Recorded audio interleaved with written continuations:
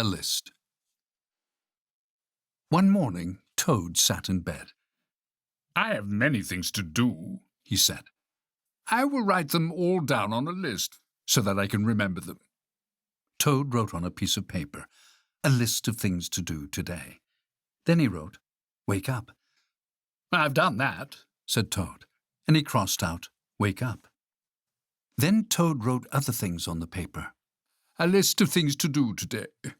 Wake up, eat breakfast, get dressed, go to Frog's house, take a walk with Frog, eat lunch, take nap, play games with Frog, eat supper, go to sleep." "There," said Toad. "Now my day is all written down."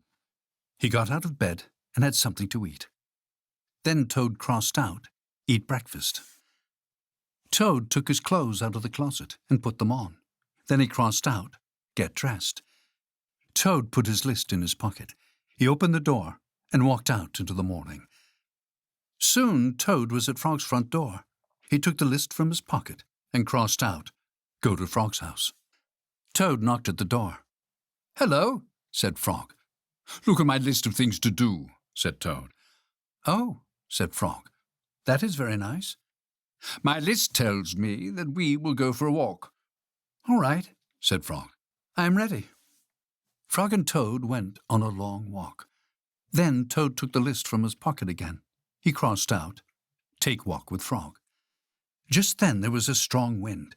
It blew the list out of Toad's hand. The list blew high up into the air. "Help!" cried Toad. "My list is blowing away. What will I do without my list?"